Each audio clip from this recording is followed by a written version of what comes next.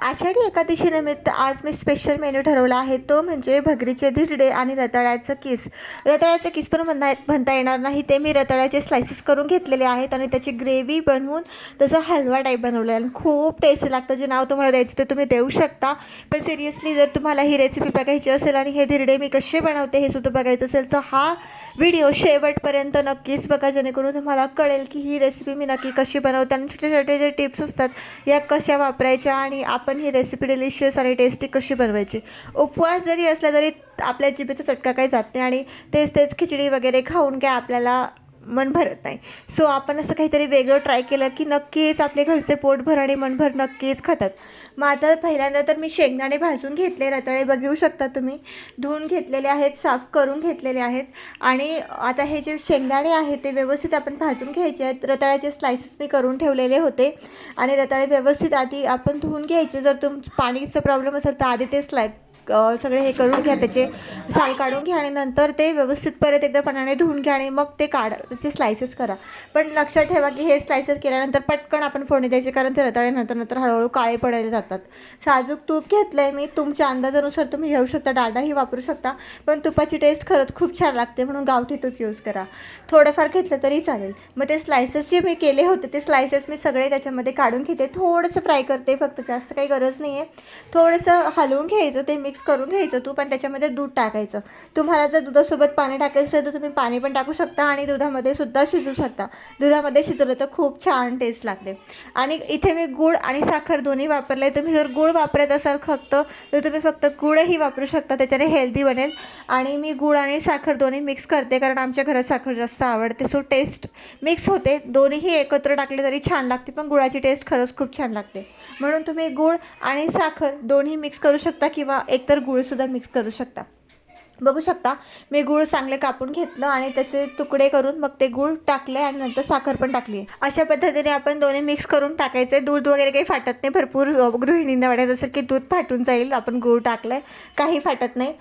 मग बघा छान उकळी येते, जरा हळूहळू ठेवायचं आणि उकळी यायला लागली की आपण त्याच्यावर झाकण ठेवून द्यायचं आणि ते वाफेत होऊन द्यायचे. छानपैकी होऊन जातं. थोडंसं झाकण उघडं ठेवा, कारण दूध उतू जायला नको. आता एकीकडे मी जी भगर भिजवलेली होती, साधारण अर्धा किलो भगर आहे ही, अर्धा किलो भगर मी व्यवस्थित धुवून घेते. आपण जेव्हा भिजत घालतो तेव्हा धुवायची काही गरज नाही आहे. नंतर जेव्हा ते भिजतं त्याच्यानंतर 4 ते 5 पाण्याने व्यवस्थित धुवून घ्यायचे. घाण पाणी असतं त्याचं पूर्णपणे निघून जाईल.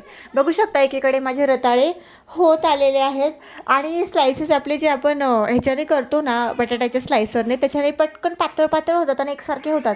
त्याच्यामुळे ते व्यवस्थित एकसारखे शिजतात, त्याचं काही टेन्शन नाही आहे आणि ते तुटू पण शकतात, काही प्रॉब्लेम नाही. टेस्टला अजून छान लागतात ते. एकीकडे बटाटे शिजायला घालून देते, कारण मला धिरड्यांसोबत बटाट्याची चटणीसुद्धा करायची आहे. आणि बघा जे शेंगदाणे आहेत ते थंड झालेले आहेत. थंड झाल्यानंतर त्याची साल आपण व्यवस्थित काढून घ्यायचे, चोळून जितके निघतील तितके निघतील, असं काही कंपल्सरी नाही की सगळेच निघायला पाहिजे. जितके निघतील तेवढे आपण व्यवस्थित ते काढून घ्यायचे आणि पाखडून घ्यायचे आहेत. मिरच्या बघू शकता मी थोड्या जास्त काढल्यात, कारण हे मिरच्या फार तिखट नाही आहेत. आपले जे धिरडे करायचे आहेत ते थोडेसे तिखट पाहिजे, थोडंसं टेस्टला छान लागतात. म्हणून ते मिरच्या ज्या आहेत ते 10 ते 15-20 घेतल्या असतील मी. तुमच्या अंदाजानुसार तुम्ही तिखट घ्या, कारण भरपूर मिरच्यांचं तिखट प्रमाण जे असतं ते कमी जास्त असतं. लवंगी मिरच्या खूप तिखट असतं, ते 10 ते 12 तरी चालून जातात. आणि जे साध्या मिरच्या आहेत त्याच्यामुळे मला जास्त घ्यावे लागले. ते वाटून घ्यायचे आहेत, आधी पाणी टाकून व्यवस्थित ते करून घ्यायचे. त्याच्यानंतर आपण जी भगर होती धुवून ठेवलेली होती आपण, तीसुद्धा आपण ह्यातच वाटून घेणार आहोत आणि एकदम बारीक करायचं आहे त्याला. व्यवस्थित पीठ झालं पाहिजे त्याचं. अशा पद्धतीने आपण करू आणि पटकन 2-3 ह्याच्यामध्ये होऊन जातं, कारण ते ऑलरेडी भिजलेले असतात ना. आणि भगर जी आहे ना ती फार वेळ भिजवायची आपल्याला गरज नाही, 2 ते 3 तासामध्ये ते भिजून जाते. आणि आता हे जे आहे ते हलवत राहायचे, कारण ते खालच्या साईडला चिटकू शकतं, म्हणून मध्ये मध्ये तुम्ही हलवत राहा, जेणेकरून ते चिटकणार नाही. आणि तर तसं चिटकलं तरी ते खालचं जे चिटकलेलं असते खूप टेस्टी लागतं म्हणा, पण तरीही ज्यांना नाही आवडत त्यांनी हलवत राहा, चिटकायला नको, जळायला नको.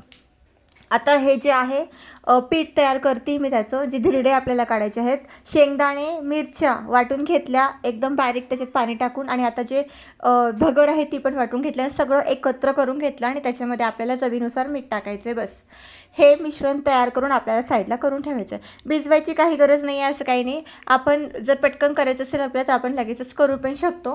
आणि जर तुम्हाला वेळ असेल करायला तर तुम्ही ते मिश्रण बनवून ठेवू शकता. त्याच्यानंतर थोड्या वेळाने अर्धा एक तासाने केलं तरी चालतं आणि लगेच केलं तरीही चालतं, नो मॅटर्स. जर थोडंफार पाणी टाकायचं असेल तर टाका. पण बघा, ज्या प्रकारची कन्सिस्टन्सी मी ठेवलेली आहे ना त्याच प्रकारची ठेवा, जेणेकरून ते म्हणजे पसरणार नाही किंवा व्यवस्थित धिरडे येतील ना तर चिटकून जातात ते. आता बटाट्याची चटणी करून घेऊ आपण. फक्त मिरच्या टाकायच्यात कारण उपवासाची चटणी आहे. तेल आणि मिरच्या टाकून घेतला.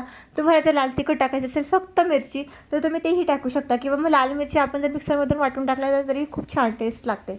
इथे मी फक्त हिरव्या मिरच्या टाकलेल्या आहेत आणि आपलं तेल आणि बटाटे आणि मीठ टाकलेलं आहे. बस एवढं करून आपली बटाट्याची चटणी जी आहे उपवासाची ती रेडी होऊन जाते.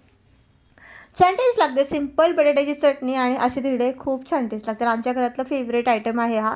जेव्हा आपण उपवास असतो, एक खिचडीचा कंटाळा आला तर आमच्या घरात हे धिरडे बनतातच. लहानापासून मोठ्यांपर्यंत आवडतात त्यांना.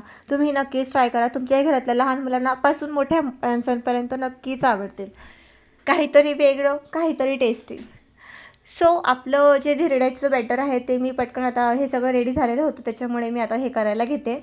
आणि जे आहे तेल, आपण हा जो तवा आहे ना हा माझा लोखंडी आहे. सो तापायला थोडा वेळ लागतो म्हणून मी आधीच तापायला लावून दिला होता आणि तो तापल्यानंतर त्याच्यात तेल टाकलं आणि तेल टाकल्यानंतर लगेच मी धिरड्याचं जे बॅटर होतं मी केलेलं ते टाकून दिलं. आणि ते आपल्याला हवं तसं आपण टाकू शकतो. आपल्याला जाड पातळ हवं असेल तर आपण टाकू शकतो. पण मग थोडंसं पातळ असेल तर ज्यांना पातळ आवडतं, मी थोडंसं मीडियम ठेवलं. फार जाड पण नाही आणि जास्त पातळ पण नाही. जर तुम्ही जाड करत असाल तर जास्त वेळ जास्त वेळ फ्राय होऊ दे, नाही तर आतमधून ते पिठू लागेल. मग थोडंसं मीडियम केलं तर ते लवकर होऊन जातात. खरपूस हवे असतील तर आपण तेलाचं प्रमाण वाढवू शकतो, पण तेल जास्त नको असेल तर नॉर्मल तेल टाकलं तरीही धिरडे व्यवस्थित होतात, छान लागतात, मऊ लागतात. पण जर खरपूस आणि कडक हवे असतील तर त्याला तेल आपल्याला वापरावं लागेल. सो अशा पद्धतीने मी ते धिरडे व्यवस्थित फिरून घेतलं. एखादं आपल्याकडे असतात ना कार्ड्स वगैरे, त्याच्याने व्यवस्थित पसरून घ्यायचं जेणेकरून ते एकसारखं लेवल होईल. आणि नंतर त्याच्यावर थोडंसं तेल टाकून ते वाफवून घ्या आणि नंतर ते धिरडे साईडने काढून घ्या आणि व्यवस्थित फ्राय करून घ्या. बघू शकता लालसरपणा आलेला आहे आणि छान दिसत आहेत ते. मस्त त्याच्या कलरवरूनच कळतं आहे की खूप छान आणि टेस्टी लागणारे आहेत आणि खूप छान झाले होते आणि मस्त आवडले होते सगळ्यांना. अशा पद्धतीने म्हणजे मी गरम गरम करून दिले. ॲक्च्युली हे थंड करून ठेवू नका. जेव्हा सगळेजण जेवायला बसतील त्यावेळेसच तुम्ही गरम गरम करून द्या, कारण ते जर करून ठेवलं ना आपण तर त्याची जी टेस्ट असते ना ती निघून जाते. म्हणजे थंड खायला खरंच आमच्या घरच्यांना तर आवडत नाही. पण शक्यतो तुम्ही गरम गरम असे धिरडे काढून द्या. जेवायला बसलं आपण काय लास्ट बसलो तरी चालतं. म्हणून मी मुलांना असं सगळ्यांना आधी बसून देते, सगळं रेडी करून देते आणि मग मी धिरडे काढायला घेते. आणि म्हणजे ते जेवण त्यांचं होऊन जातं आणि गरम गरम धिरडेही त्यांना भेटतात आणि लास्टला आपण आपल्यासाठी करू शकतो. सो अशा पद्धतीने माझे धिरडे मस्तपैकी क्रिस्पी तयार झाले. ज्यांना तेल हवं असेल त्यांना मी तेल लावून दिलं आणि ज्यांना मऊ हवे असतील त्यांना मी मऊ लावून करून दिले. म्हणजे कमी प्रमाणात तेल वापरलं. आणि माझे जे बघू शकता मस्तपैकी कलर आलेला आहे रताळ्याचं आणि खूप छान दिसत आहे. एकदम थोडंसं तांबूस टाईप कलर आला आहे आणि खूप छान त्याला थिकनेस पण आलेला आहे. तुकडे झालेले आहेत तसे काही मॅटर नाही, खीर टाईप झालेलं आहे आणि मुलींना खूप आवडलं. बघू शकता त्याची एक्सप्रेशन्स. आणि मुलांनी सगळ्यात आधी खाऊन घेतलं ते नैवेद्य दाखवल्यानंतर.